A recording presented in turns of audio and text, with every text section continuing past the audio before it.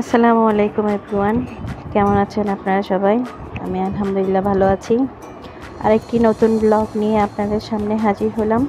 সকাল সকাল উঠে আমার বারান্দায় খুব সুন্দর গাছ হয়েছে, পুরুল গাছ, ঢেঁড়স গাছ, তিতা করলা গাছ। তাই একটু পরিচর্যা করলাম, একটু পানি দিলাম। দেখে খুব ভালো লাগছে। গাছটা আমার খুব বড় হয়েছে। দোয়া করবেন যাতে আমার গাছে পুরুল ধরে। এই যে পুদিনা পাতা গাছ, কয়েন লিপ, বেশ কিছু গাছ রয়েছে, কেকটাচ রয়েছে। এই যে আমার পুরুল গাছটা মাশাআল্লাহ বেশ বড় হয়েছে।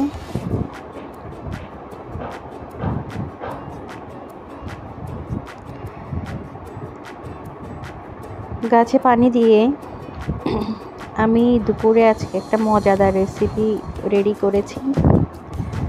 আপনারা থাম্বনেল দেখে হয়তো বুঝতে পেরেছেন। আমি মিষ্টি কুমড়া দিয়ে কাটলেট বানিয়েছি আজকে। খেতে ভীষণ মজা হয়েছে, আপনারা দেখতে থাকুন। আর আমার চ্যানেলটা যদি ভালো লাগে আপনাদের, তাহলে আপনারা একটা লাইক দিবেন, কমেন্টস করবেন, পাশে থাকা বেলটা অল করে রাখবেন। এখানে আমি প্রথমে একটা কিমা করে নিয়েছি।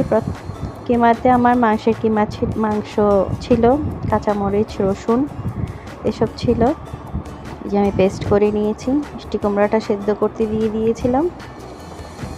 মিষ্টি কুমড়াটা আমার সেদ্ধ হয়ে গিয়েছে।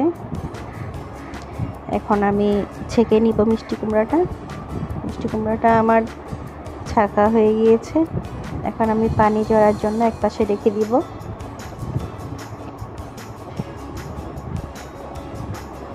এরপরে আমি সব কিছু নিয়ে বসলাম। এই যে আমি যে পেস্টটা রেডি করেছি, বুকের মুরগির মাংস, আর রসুন, কাঁচামরিচ, একটা টমেটো দিয়ে পেস্ট করে নিয়েছি। এখন মিষ্টি কুমড়াটা সেদ্ধ করে নিয়েছি, একটু আদার টুকরা নিয়েছি। মাংসের পেস্টের সাথে আমি পেঁয়াজও দিয়ে দিয়েছিলাম। এখন আমি শুকনো মশলাগুলো দিয়ে দিব একে একে করে।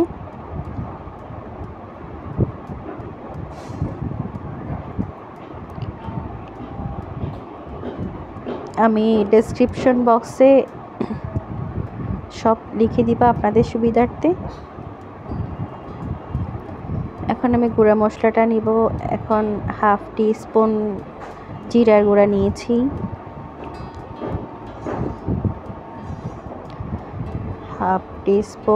প্রথমে ধনিয়ার গুঁড়া ছিল, এখন হচ্ছে জিরার গুঁড়া, হাফ টি স্পুন জিরার গুঁড়া।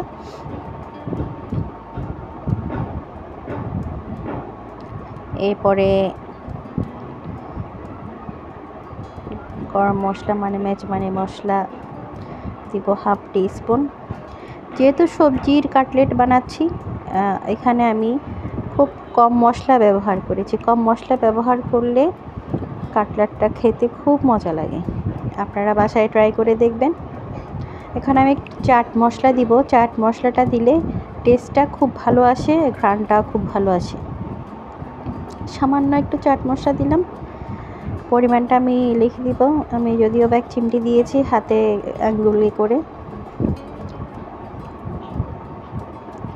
এখন পরিমাণ মতো লবণ দিয়ে দিলাম। লবণ দিয়ে আমি সুন্দর করে সব কিছু মেখে নিব।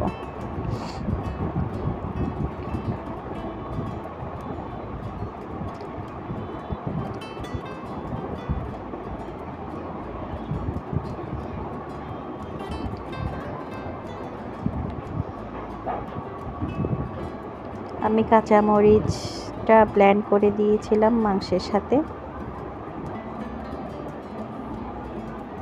তাই আলাদা করে কাঁচামরিচ পেঁয়াজ কেটে দিলাম না। এরপর এক স্পুন মরিচের গুঁড়া, হাফ টি স্পুন হলুদের গুঁড়া,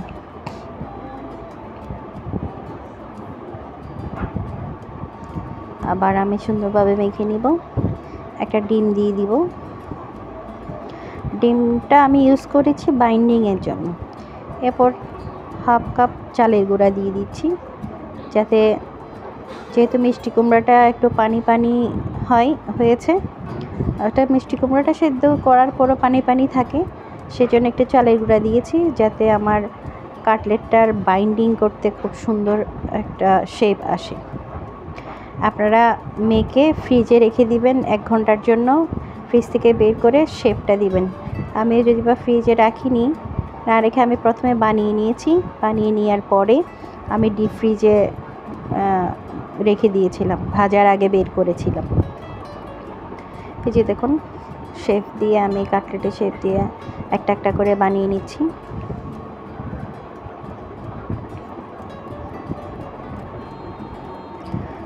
খুব কম উপকরণ দিয়ে খুব মজাদার একটা রেসিপি তৈরি করলাম।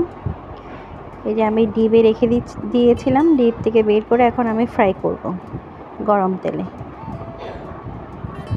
তেলটা গরম হয়েছে আমার, বেশি গরম না বেশি ঠান্ডাও না, মোটামুটি মাঝারি আঁচ। এরপর আমি একটা একটা করে দিব।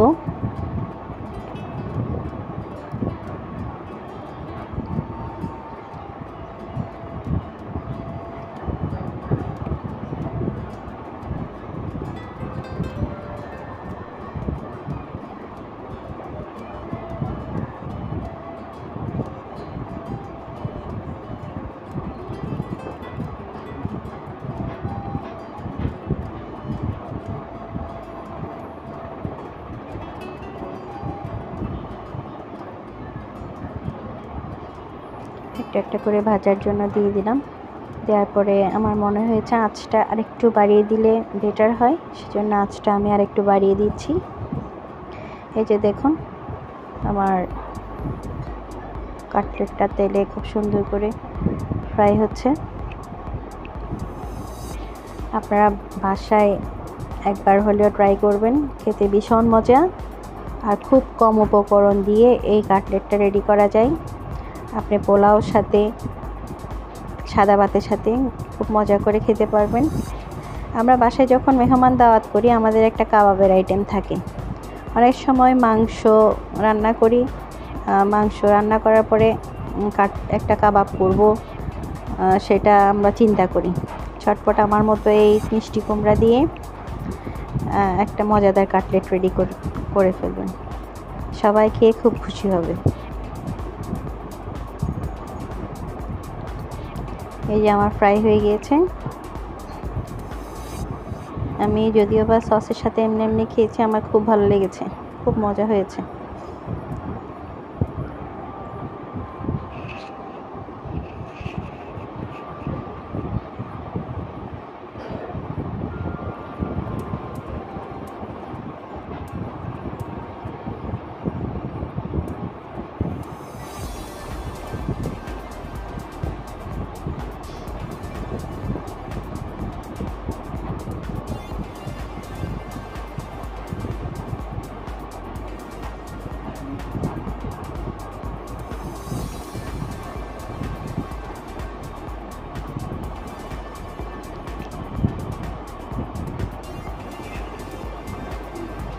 আমি আরও কিছু ফ্রাই করে নিলাম। সবাই আমার জন্য দোয়া করবেন। এই যে আমার কাটলেট দেখতে যেমন সুন্দর হয়েছে, খেতে খুব মজা হয়েছে। আজকের মতো এই পর্যন্ত। আল্লাহ হাফেজ।